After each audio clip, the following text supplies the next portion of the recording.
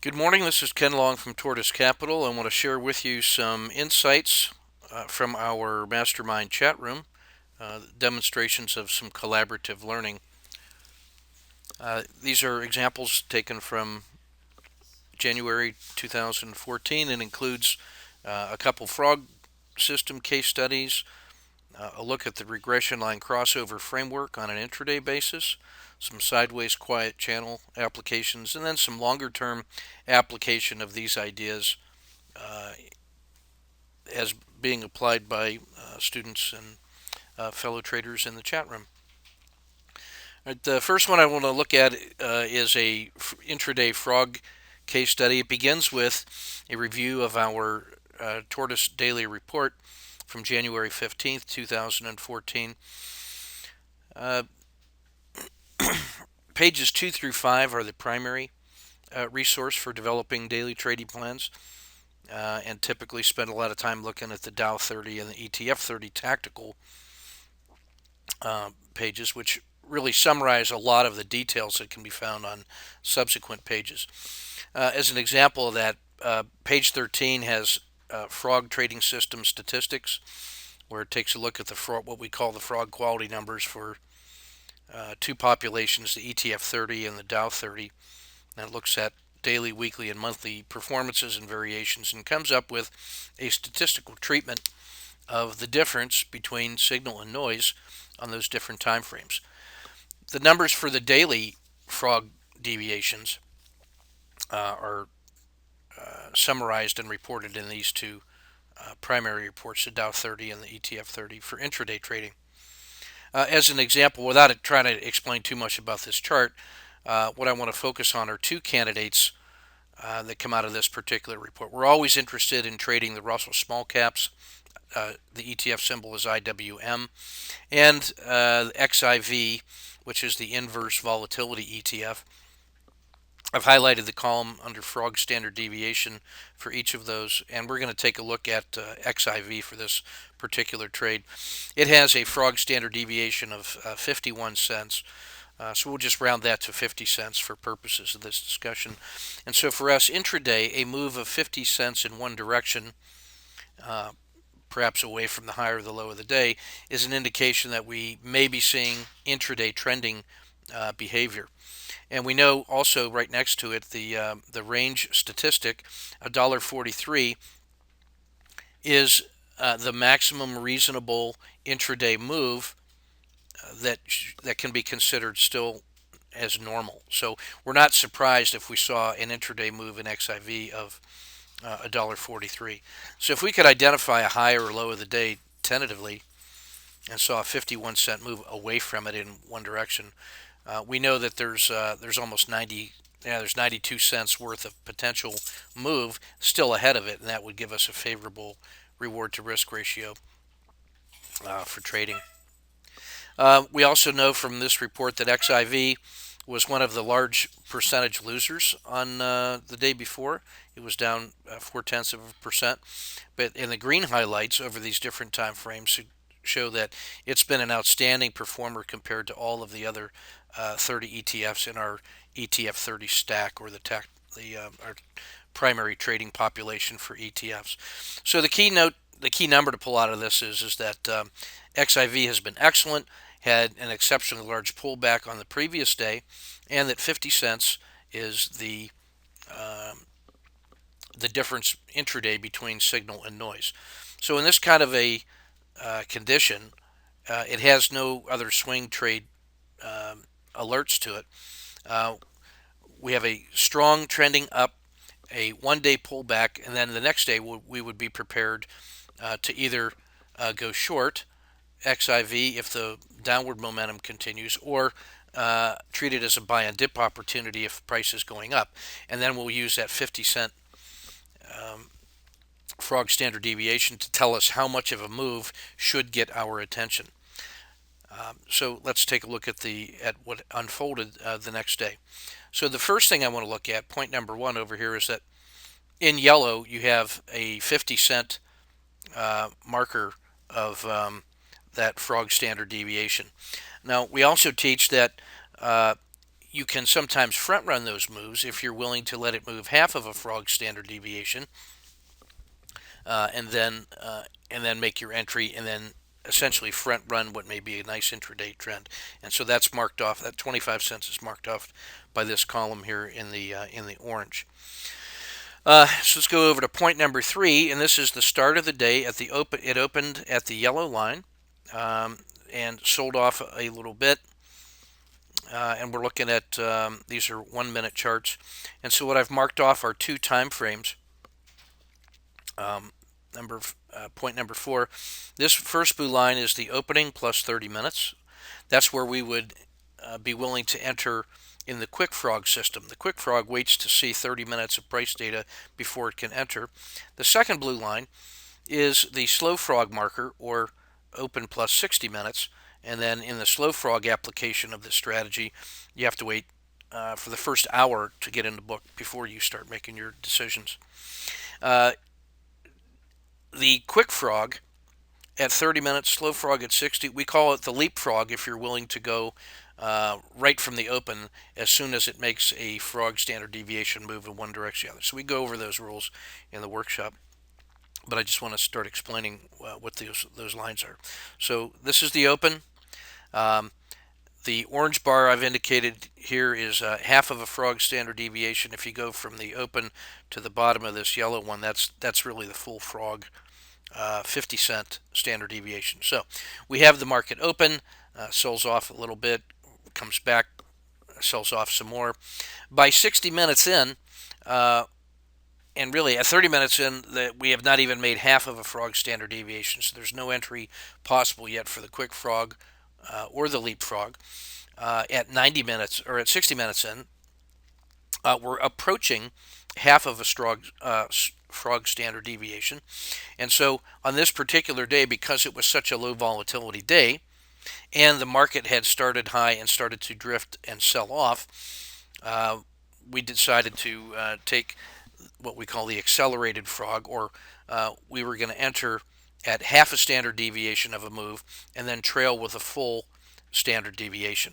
So in the accelerated frog version, what we have here, the entry at 6 is really the Slow Frog and the Quick Frog, which had to wait that long, and the leapfrog, because that's the first time that we had a full, actually half a standard deviation move away from the opening.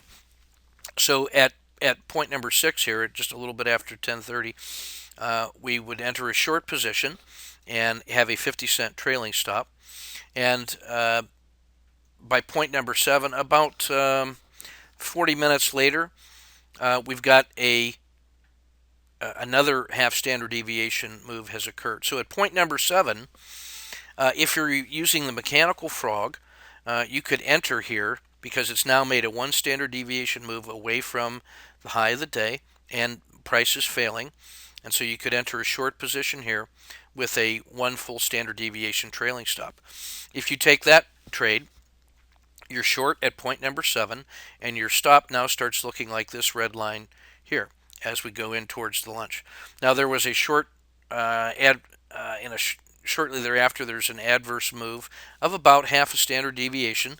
If you're in the mechanical frog system, you're just monitoring your stop and letting the trailing stop do what it's going to do. Later that day, it actually reversed and went lower. If you had taken the accelerated frog and were using some discretion, you would be in the following position. You would have entered short at 0.6 with a full standard deviation stop. It moves 30 cents in your favor to point number 7. Around point number 9, you have for the morning the maximum favorable excursion. You've got a little over half an R, almost 0.6 R in hand when you get this double bottom, and now it starts reversing. And if you are a trader using some discretion and you start seeing this positive move in XIV, it turned out that was moving up in conjunction with the broad market. You would have approximately 5 minutes to make a decision in this yellow zone about whether or not you were going to cash a favorable trade or just let the trailing stop do its business. If you were using a full standard deviation stop at the accelerated frog, your stop would still be this red line. And so many of us are taking the position that, we have a bull market, and now this short position in XIV is actually a counter trend play. Uh, why not take half an hour when you have it after a relatively short period of time in the trade? So that's the kind of positions that the frog system can put you in. It's perfectly tradable as a mechanical system, but it does provide a framework to allow you some discretion about how to get in and when to get out based on money management principles. All right, now the next case study was a discussion of the regression line crossover system, and in particular the sideways quiet channel setup. Now there are two spots in here that look like sideways quiet channels to us. Region number 1 in yellow, then region number 3 in yellow. We have sideways, the Bollinger Band mean is horizontal. So that makes it sideways. It's quiet because the Bollinger Bands have pinched. The outside red lines are plus or minus 3. So you can see that they're relatively narrow. And we're in a channel at price, and both regression lines, the 10 and the 30, are inside the tightest Bollinger Bands, inside the river, as we call them. Now, one of the members of the chat room was thinking that in order to reduce the number of whipsaws, he thought he might add a filter of Williams percent R being overbought as a way to prevent him from getting into a position that was already moving against him. Our point was the following, that when you are in sideways quiet channel, and if you've got 10 bars of sideways tight movement, any breakout, which is the signal for sideways quiet channel, like when we go from yellow to out here in the non-yellow, that's a sideways quiet channel breakout entry. Well, by definition, the Williams percent R10 is going to be show overbought, and the use of that filter would actually prevent you from taking precisely the kind of trade that you want to trade. And so in sideways quiet channels, that would not be a good place to use percent R. On the other hand, in region number 2, what you're seeing is the counter trend trade after this sideways quiet channel breakout. Now what you have is the opposite of sideways quiet channel. You have regression line crossover here and here outside the river. So that's a regression line crossover at an extreme location. Now, in our strategies, we have entry signals not later than re-entry of the river, with the idea of playing to the far side of the river as your profit target. In this case, if you wait too long after an extreme move, such as right here, if you waited 10 bars to get in, then you would see Williams percent R in overbought, and then that would actually be a good filter to prevent you from chasing a position that has already shown you the trade that we wanted you to have. So if for any reason you couldn't take it or didn't take this short position in here after 10 bars, you wouldn't want to start trading that one in that direction. So in that case, percent R would be a good filter to use to prevent you chasing a move that's already underway.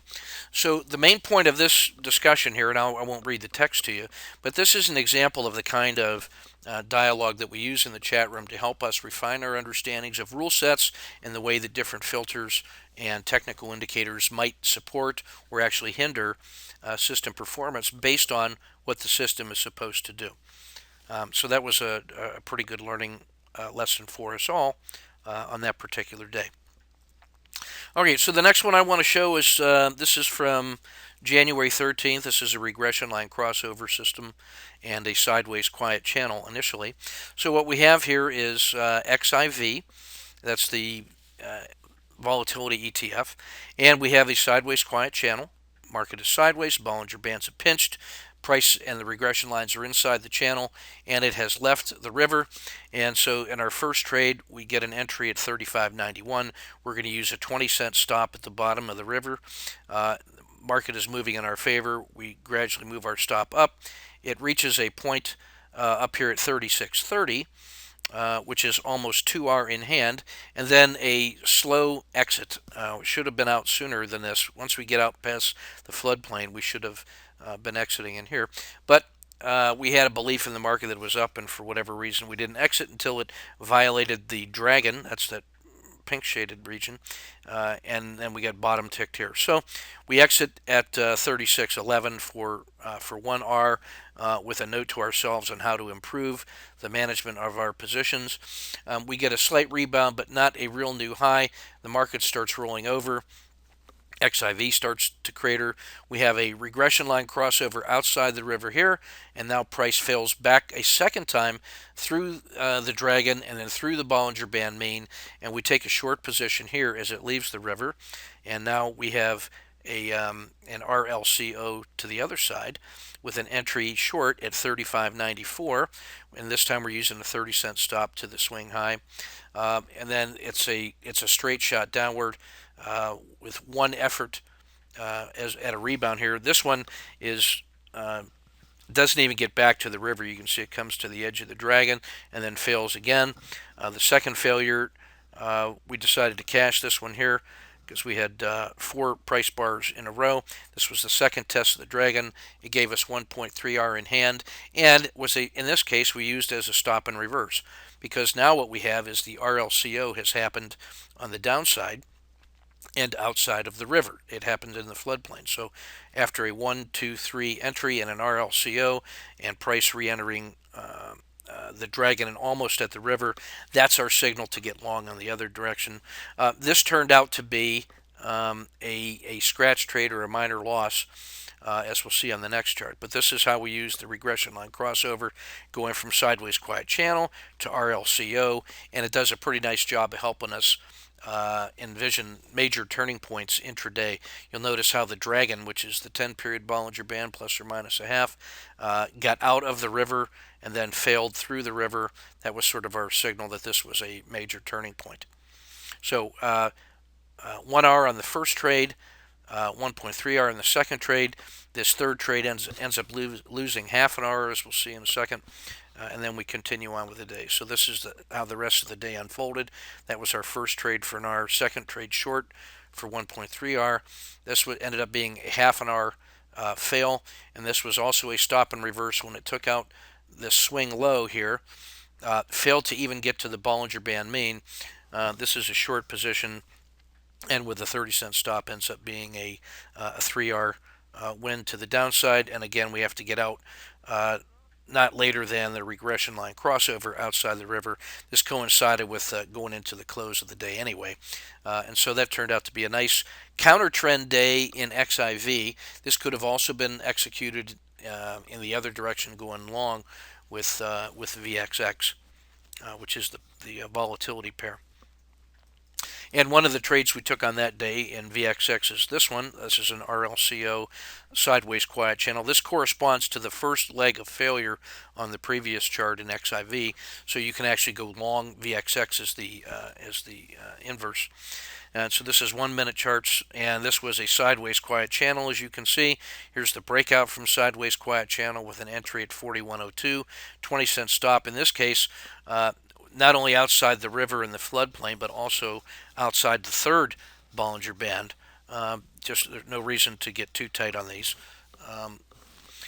And this unfolded in our direction almost immediately, and then gave us this little parabolic move, as you can see, with the expanding ranges.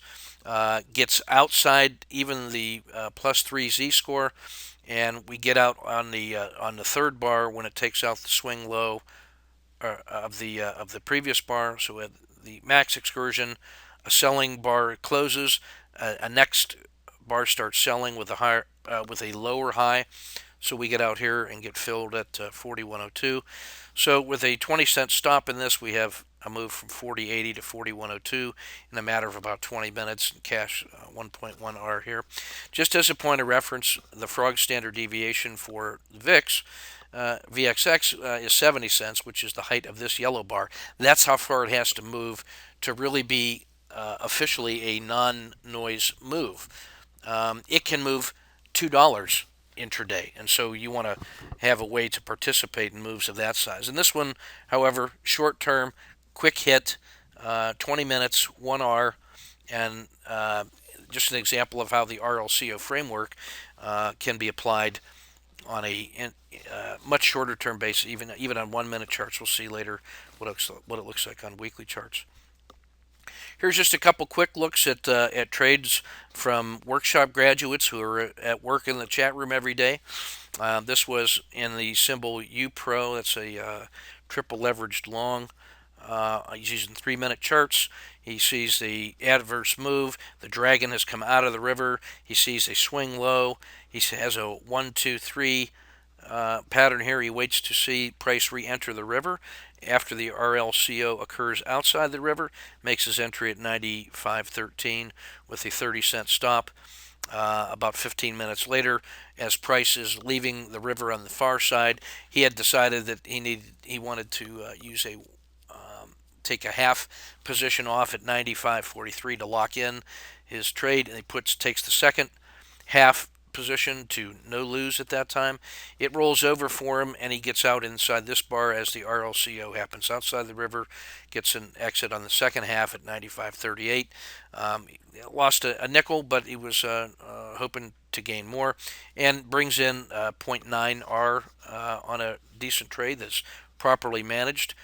Notice how he's using the 30-period regression line to help guide where his stop ought to be at any particular time. And as part of coaching, we took a look at how we might get earlier entries here and maybe cash after this strong move here. No sense taking the profits maybe on the front end unless that's your rule. Maybe there's ways that we can improve our exits in here. And then on failure to follow through, maybe slightly improve this trade. But the good point is we're getting paid to study our own trading. It's like getting a paid scholarship, and that's 0.9 R in a routine fashion with an ETF. This is a QLD triple leveraged. No, I'm sorry. This is double leveraged Nasdaq 100. This is an RLCO outside the river. Short trades are possible in QID here. In this case, we're demonstrating the follow-on trade that price has moved outside the floodplain and now has re-entered the floodplain. And in this case, he gets his improved entry here with a 1, 2, 3 entry, and gets long here at 100.12 with a 15-cent stop below the swing low. It moves in his favor almost immediately. He exits half at the Bollinger Band mean when it starts to hesitate. The second half, he decides to get out here. It's bottom tick, but even so, comes in with not optimized exits, but still nets 1.6 R on that trade later that day. So our trader's getting paid to work on his technique, and he's doing a fine job of applying these principles. And here's a longer term position trade that uses frog principles on daily charts. Now, this is a trade from a career money manager that's a member of the community who shared this one with us. He was interested in the Gold Junior Miners ETF, GDXJ, precisely because it was the worst performing ETF of all the ETFs in our trading stack. And we know that extreme moves can come from extreme conditions, and so this is almost a form of the washout pattern. You can see the 200 and the 50-day moving averages. We've taken the RLCO framework off just so that you can a little bit easier to see some of the price action, but you can imagine what those even look like. So we've got the horrible sell-off, and then for about a 20-day period, it fails to fail further, crosses over the 50, makes the first move out, and what he is actually I got these in. I'm sorry, put these in the wrong order. What we have first. Yeah, here we go. His initial positions are bought in here at he puts a partial position or 30%. Eventually, what he wants to have is he wants to have a full position by the time this symbol gets all the way back to the 200-day moving average. He's looking to play from maximum oversold back to fair value at the 200. And so he's going to do that in 3 increments, and the first being 30% position. So when he sees failure to fail further and then a couple green shoots, he buys his first 30%. Now he's still in the money. He's had this local maximum. It's pulled back in an orderly fashion. The 50-day moving average has turned. And now, if this holds support, he's ready to add a second position, which he gets. And so now he's prepared to add an additional position if it gets above this swing high. So now this thing is actually starting to look proper. We've had this double bottom, green shoots, a pullback, finds support at the 50, and now starting to work back in his favor. And now what he has, in fact, is his full position back on, and the follow through occurred. So we now have a lazy W, two lows, a swing low, green elephant bars moving up, taking out previous resistance levels, and now he's well into the money after an incremental way to get into the market on a long-term position. So that's a longer-term swing trade position that we've been talking through on a daily basis as it unfolded over the last couple of weeks. This is just a quick look at long-term volatility trading, really taking the inverse of volatility. So there's a couple different symbols we can look at. The one on top is XIV. That's the short-term inverse VIX.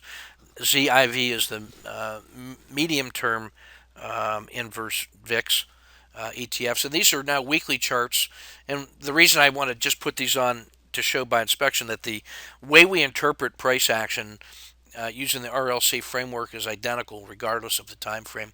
It gives you boundaries of normal and abnormal and exceptional moves. And so over the last 3 years, XIV has moved from a low of 5 to a high of 37, and regression line crossover moments that occur in there give you early warning about potential major turning points and give you a way to calibrate your estimate of where it is in the life cycle of the trade. So when you see pullbacks to find support at the edge of the river and take off, that's an opportunity to buy strength on a measured dip, and that happens here and in here. XIV is a little more orderly. It's not as volatile as its shorter term inverse contract. It's in the time that XIV moved from 5 to 37 over the last 3 years, ZIV moved from 10 to 40. Now, the point to make on these is that XIV and ZIV are trades that are betting against the world ending. You know, what we have, the short-term fear reactions tend to produce oversold conditions. And if the world doesn't end, the market is going to reverse and continue to go north. Well, the RLCO helps us understand when those turning points may have occurred and allow us to estimate reward to risk ratios going forward, and so can help us put some of these sharper moves into context. And so hopefully what I've been able to demonstrate here for you is the use of our chat room as a way to conduct trading dialogue and professional growth in a collaborative environment, and using the frog and the regression line crossovers and some of our other techniques on different time frames to organize our discussions and to organize our trading. So this is Ken Long from Tortoise Capital. Keep your risk measured and your powder dry. Look forward to working with you.